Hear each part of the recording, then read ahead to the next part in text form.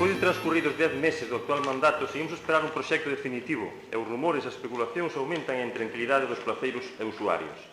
Que previsións manexa o Goberno para a decisión definitiva do proxecto de mellora da plaza municipal?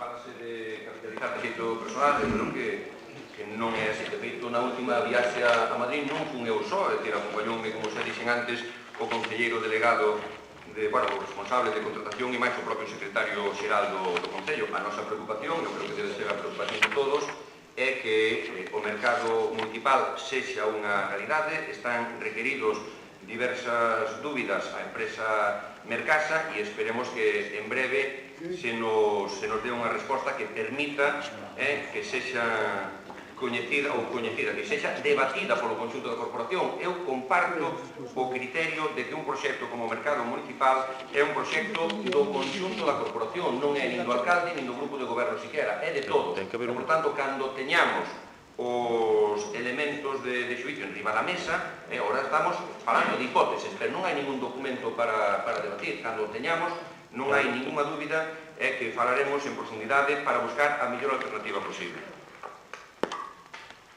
O Pazo da Cultura, edificio emblemático, ten por rematar parte da súa fachada que sigue a estar coberta por unha lona que no seu día púxose de xeito provisional. Ten previsto o Goberno rematar definitivamente a obra e dar exemplos cidadáns de que non se poden deixar os edificios sen terminar? Sabido é que no Pazo da Cultura síguense facendo investimentos importantes. O tema, sobre todo, correxir as altas temperaturas que alcanza, colocación de estores onde xa se levan gastados cerca de 30.000 euros ou completar mobiliario, etc. Ou infraestructura para a escola de idiomas ou melloras no propio espacio do IGAEN. Por lo tanto, as nosas prioridades en estes momentos siguen sendo rematar todos os espacios para facelos máis habitables, evitar que haxa goteiras e que todo o conxunto do edificio este utilizable. Eso é a nosa prioridade, que se abra tamén o maior número de horas posibles, e nós entendíamos, e así o entendemos, que a solución que se adoptou no seu momento é moi loable e para nada desmerece do entorno do Pazo. Eu creo que eso, hai que valorarlo e desde logo, é algo que temos que significar, non? O estado de mantenimento do Parque de Anllóns é deplorable.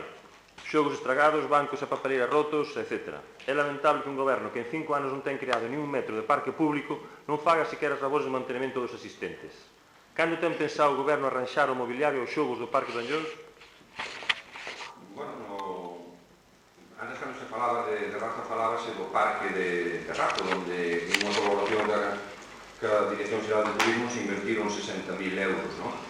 Actualmente estáse arranxando o mobiliario do conxunto dos parques de Carballo. O Parque do Xardín é unha boa proba, estáse facendo sin excepcións en todos e cada un dos mobiliarios, e con respecto aos xogos do Parque do Anllóns non se van a reparar, senón que se van a sustituir por xogos novos. Temos xa un orzamento que, por tanto, habrá que pasar a contratación, en concreto para o Parque do Anllóns, tamén outro bastante máis cuantioso para o Parque do Xardín Municipal. Tamén se pretende ampliar o número de parques no rural, facer un parque novo en Sofán, en algunha outra parroquia, e para nós o tema dos parques infantís vai a ser unha prioridade, como tamén queremos, unha vez que se formalice o convenio da Agra do Formigoso, poñer un parque para persoas maiores no Paseo do Bosque que tanto éxito está a ter, e completar tamén con un parque para persoas maiores ao lado do local de Afaber, porque era unha petición desta asociación. Por lo tanto, entendemos de que o mobiliario dos xogos infantís non se debe arranxar, senón de sustituir por un mobiliario novo, porque o nivel de uso dos parques infantís de Carballo é altísimo, non? Despois de de 5 anos e de multitude de promesas incumplidas, fai un ano rematou o último plazo que o Goberno se tiña dado para presentar o documento de organización do persoal do Concello, a RPT.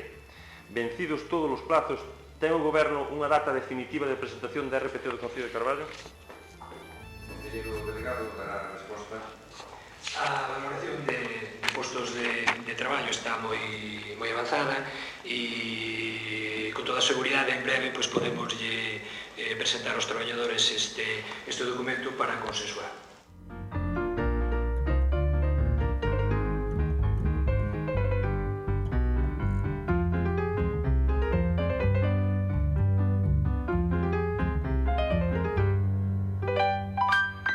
En pasados plenos, este voceiro preguntou ao Goberno se tiña constancia de obras ou servicios que estiveran rematados, enténdese no ano 2007, e dos que aínda non constaban nas dependencias municipais nas facturas correspondentes.